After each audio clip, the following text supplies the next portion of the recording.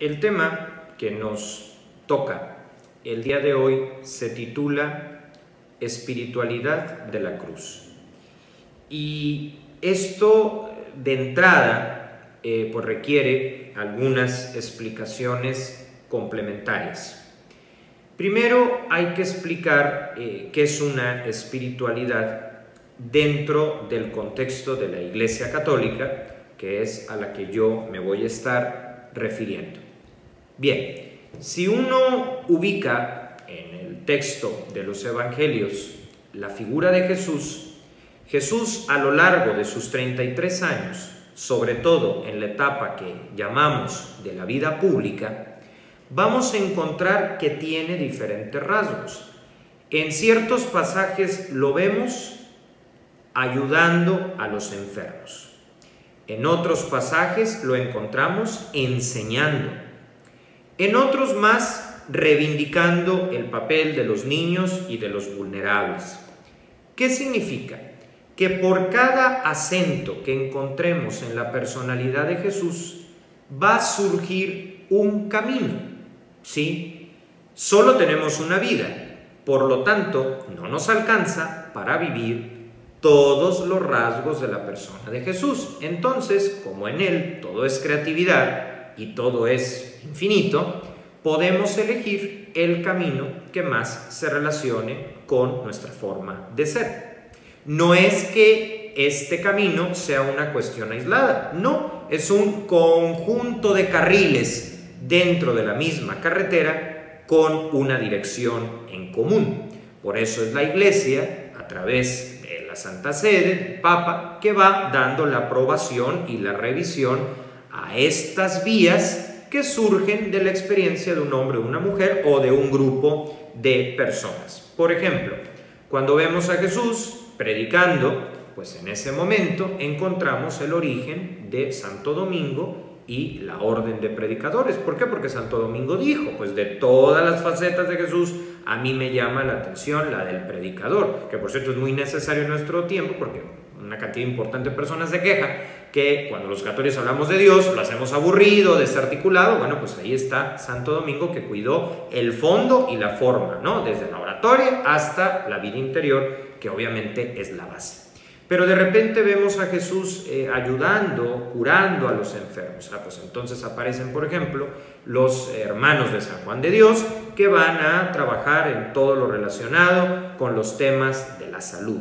Luego vemos a Jesús trabajando con los niños, enseñándoles cosas, y entonces aparece un San Juan Bautista de la Salle, que con los hermanos de las escuelas cristianas se van a interesar en la educación. De pronto percibimos a Jesús como niño que en su vulnerabilidad, ¿sí?, en sus primeras etapas de vida, confía en Dios. Y entonces nos aparece una Santa Teresa de Lisieux que nos va a hablar del camino de la infancia espiritual. Pero también vamos a encontrar, sobre todo en el contexto de la Última Cena y del Viernes Santo, de la entrega en la cruz, vamos a encontrar a Jesús como sacerdote y como víctima, es decir, el que se ofrece a sí mismo a favor de los otros.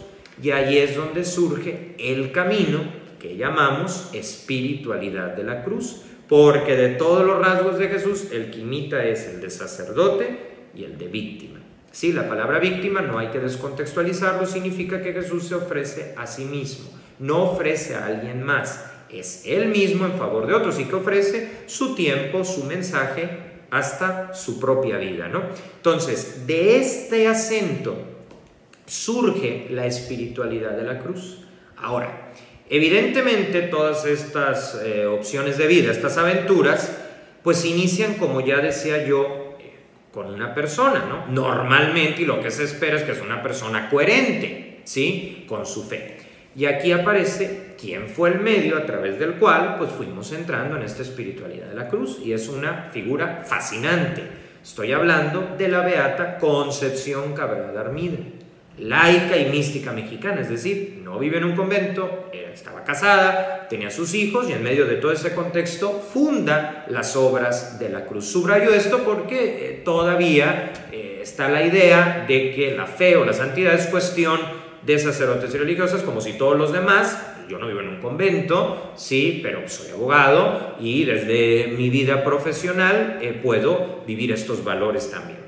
pues aparece Concepción Cabrera, y entonces Concepción Cabrera empieza a escribir sus experiencias, ¿no? Percibe este acento de Jesús, nos deja 66 tomos y miles de páginas que pueden ser comparables, esto lo dicen los que la han estudiado, a la obra de Santo Tomás de Aquino, por ejemplo, y entonces, pues Concepción Cabrera de Armida, a través de sus escritos, se los empieza a compartir y a comentar a sacerdotes, obispos de la época, y entonces se van fundando las 5 obras de la cruz. ¿Sí? Estamos hablando que todo esto surge en el contexto particular del año 1894. Claro, cada una de las obras tiene una fecha distinta, pero 1894 es el parteaguas de esta espiritualidad. Estamos hablando del siglo XIX en México, en el contexto de San Luis Potosí, y luego ya desde la capital del país cuando Concepción Cabrera se muda, ¿no?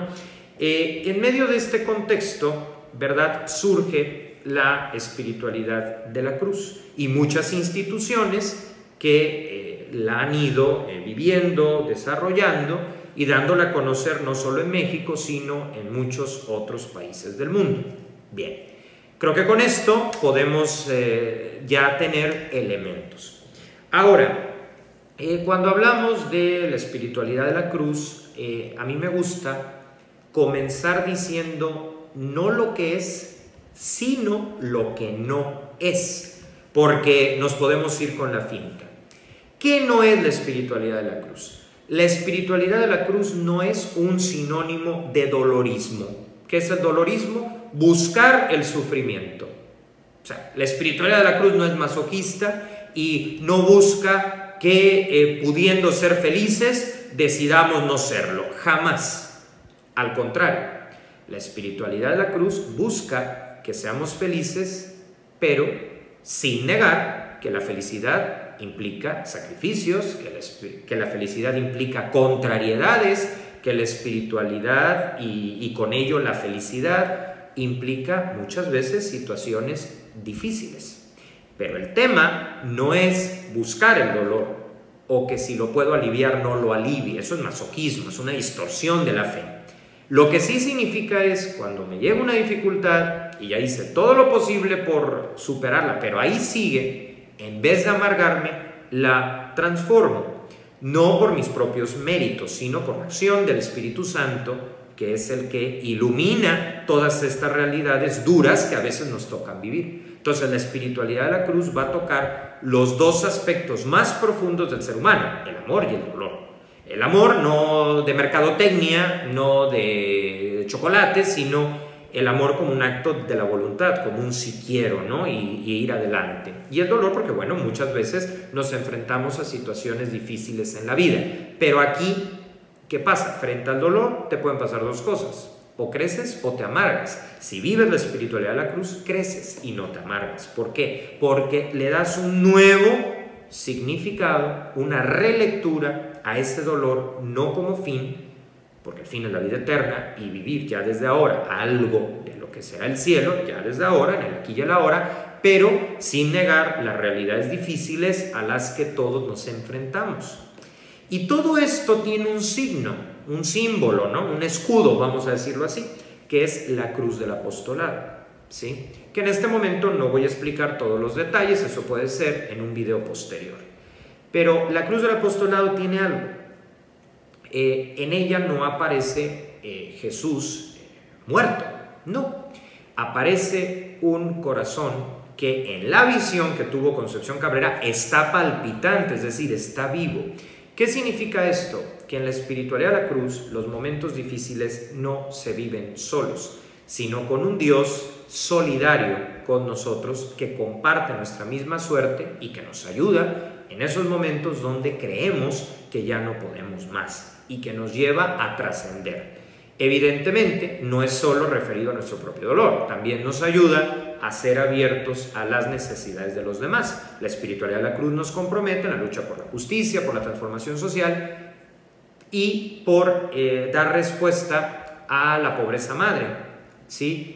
La pobreza de sentido. Es verdad, también tenemos diferentes proyectos contra la pobreza material, pero es particularmente responder a la pobreza de sentido. ¿Y qué es la pobreza de sentido? pues tantos que no descubren un motivo de levantarse cada día, ¿no? Y que muchas veces en medio de las dificultades por las que todos atravesamos, pues el sinsentido parece llegar, y entonces ahí aparece la espiritualidad de la cruz expresada en esta cruz del apostolado.